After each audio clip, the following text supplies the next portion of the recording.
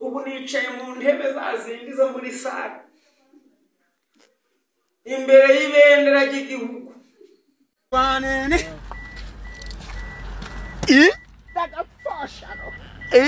ibihe byiza cyane kuri wowe mukunzi wa Kigali Tube nawe udahwema kudukurikirana umunsi ku wundi n'iby'agaciro komeza uzajye dukurikirana natwe ntabwo tuzahwema kuguhereza amakuru y'imyidagaduro azajya abagezweho haba amakuru yo mu Rwanda muri Afrika ndetse no ku isi hose amazina yanjye nitwa Ikwishimwe Emmanuel reka nizere kumeze neza cyane kandi ukomeje no kugira ibihe byiza cyane kandi wamaze no gukora subscribe kuri Kigali Tube kugira ngo atazagira inkuru n'imwe izajya igucika. Sasa uyu munsi ngufitiye amakuru meza byatari n'amakuru afite hana huriye n'inyogo ye cyangwa se isani boy umuhungu w'abanyarwanda umaze kugira abafana bagiye batandukanye uyu munsi ku itariki ya 24 ukwezi kwa kabiri umwaka wa 2022 bwo inyogo ye isani boy amazina ye bwite ubundi yitwa Habiyaremye Jean Pierre niyo mazina yiswe n'ababyeyi uyu munsi rero nibwo yasezeranye imbere y'amategeko n'umufasha we ari kumwe n'umukobwa we ubona ko ari ibintu bimeze neza cyane byari ibintu bidasanzwe ndetse iyi nkuru yashimishije abantu benshi cyane haba ku mbuga nkoranyambaga kuri Twitter Instagram ahantu hose bari kwishimira ko inyogo ye yasezeranye n'umufasha we imbere y'amategeko. Ibi birori byabereye mu murenge wa Nyundo ni inkuru tugiye kugaruka nkwerekana amashusho agiye atandukanye yafashwe na Nyarwaya Inosa ubwo inyogo ye yarari mu murenge ubona ko ari ibintu byiza cyane yishimye ari gusetsa ari gutera stories nziza cyane za zindi nyine tumumenyereho zisetsa bya hatari. Gusa mbere gukomeza n'inkuru yanjye reka mbanze nkubwire kampani yagufasha kohereza ibintu hanze y'igihugu cy'u Rwanda cyangwa se kubitumiza imahanga bikakugeraho mu minsi mike kandi ku giciro kiri hasi cyane. Iyo kampani yitwa Frame Shipping Limited uramutse ukeneye gukorana nabo wabahamagara cyangwa ukabandikira kuri 0788 ubundi bakaguhereza service nziza cyane bafite discount idasanzwe. Reka rero twikomereze n'inkuru yacu nabikubwiye ko uyu munsi kuwa kane ku itariki ya 24 ukwezi kwa kabiri 2022 ari umunsi udasanzwe ku inyogo ye cyangwa se isani boy uyu munsi yagiye mu murenge byari ibintu bidasanzwe cyane. Reka rero nkwereke amashusho yaranze umunsi ndetse nuko byari bimeze. Aya mashusho yose yafashwe na Nyarwaya Inosa kuko birumvikana nyine yagombaga kuba hari kuko ari mu bantu bagize uruhare kugira ngo uyu musore tumumenye ndetse ubuzima bwe buhinduke kuva kuri 0 kugeza aho bugeze ubu ngubu ubona ko ari ubuzima bumaze kuba bwiza cyane ku musore w'abanyarwanda wakunzwe n'abanyarwanda benshi. Reka rero mbanze nkwereke inyogo ye ukuntu byari bimeze ndibuze kugaruka nyuma yaho gatoya. banene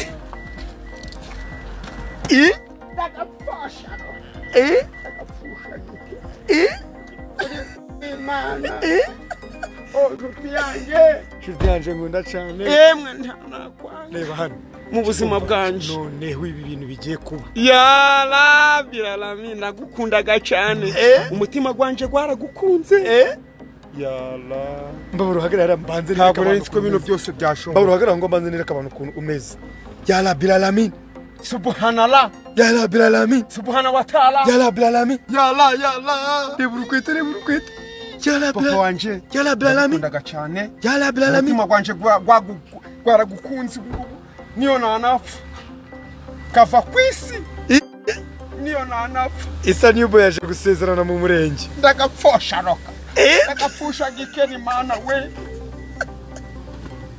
papa wanje na madamu isani boy ubona ukuntu yambaye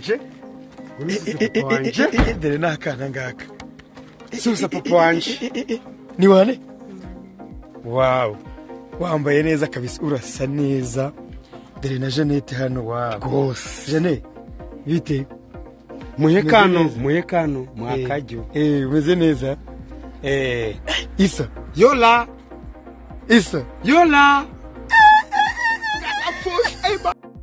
uramubona umusaza bita isa new boy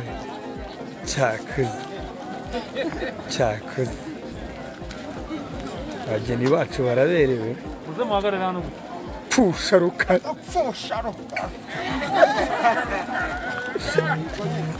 wow damu yambaye neza kabisa Mbona Jeannette hano umukobwa we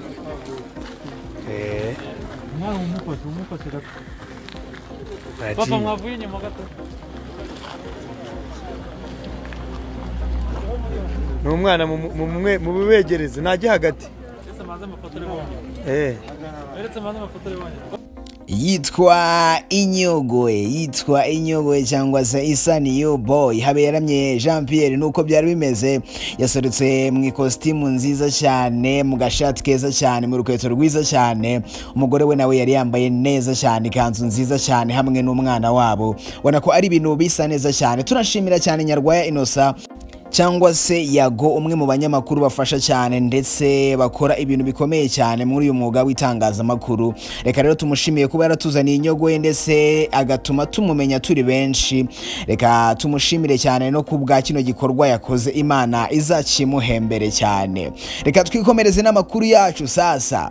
Ngira ngo abantu bakurikirana imboga nkoranyambaga ku munsi w'ejo nibwo hatangajwe inkuru yuko Bruce Melodie arakira Kenzo uyu munsi mu masaha ya saa sita mu Rwanda aje ngo bakorane indirimbo. Umunsi wari wageze rero sasa uyu munsi ahashyira mu masaha ya saa saba Kenzo yarasesekaye ku kibuga mpuzamahanga cya Kigali cyangwa se Kigali International Airport. Nibwo Kenzo yarageze mu gihugu cy'u Rwanda hagana saa saba, hanyuma aza kwakirwa na Itayiwacu Bruce cyangwa se Bruce Melodie. Yagombaga kuba hari nyine birumvikana niwe waje kumwakira, hanyuma hari n'abanyamakuru bagiye batandukanye banamubaza ibibazo bimwe na bimwe. Reka nkwereke Kenzo ukuntu byari bimeze agera ku kibuga cy'indege cya Kigali, yakiriwe na Itayiwacu Bruce ndetse n'abandi bantu benshi bari bari aho ngaho. Reka nkwereke uko byari bimeze uyu munsi ahashyira saa saba.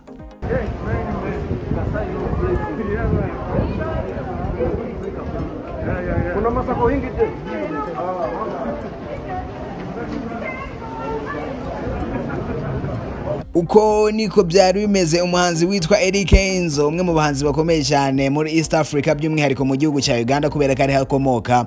Uko rero niko byari bimeze akigera mu Rwanda ku kibuga mpuzamahanga cya Kigali. Hanyuma rero yabajijwe ibibazo bigiye bitandukanye harimo uko abona umuziki wa East Africa ndetse n'icyo byaba bimaze cyangwa se n'icyo bivuze kuza gukorana indirimbo na Bruce Melodie mu gihugu cy'u Rwanda. Yavuze ko umuziki wa East Africa uri gukora neza byatari ndetse ari mu gihugu cy'u Rwanda gusaidia cyangwa se gufasha umuvandimwe kugira ngo barebe ko bakomeza kuzamura umuziki wa East Africa. Nyuma yo kubazwa ibyo bibazo bitamaze akanya kanini cyangwa se igihe kirekire, Itayiwacu Bruce Melodie yahise atwara Kenzo mu modoka nziza cyane ya Range Rover isa umutuku cyangwa se Range Rover itukura. Biteganyijwe ko Kenzo aramara igihe kingana n'iminsi 3 ari mu Rwanda.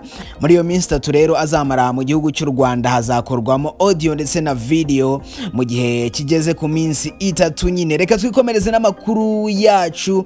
Reka amakuru yacu noneho tuyakomereze muri Miss Rwanda. Ese noneho bimeze bite? Muri Miss Rwanda rero gahunda ihari nuko ku itariki 26 ukwezi kwa kabiri 2022 ubwo no kuvuga ku munsi wo kuwa gatandatu nibwo hazaba igitaramo cyo gutoranya abakobwa 20 bazajya muri boot camp. N'abakobwa 20 bazatoranywa mu bakobwa 70 biyamamaje cyangwa se bari bahiswemo batoranyijwe binyuze mu ntara zigiye zitandukanye. Abo bakobwa hanyuma bakazakurwamo abandi 20 aribo bazerekeza muri boot camp, aho bazamara ibyumweru 3 muri boot camp. Amatike yamaze kujya hanze, aho mu myanya isanzwe ari ibihumbi 10 naho muri VIP ni ibihumbi 20. Iki kirori cyangwa se igitaramo kizabera muri Expo Ground Igikondo, niho aba bakobwa 20 bazatoranyirizwa.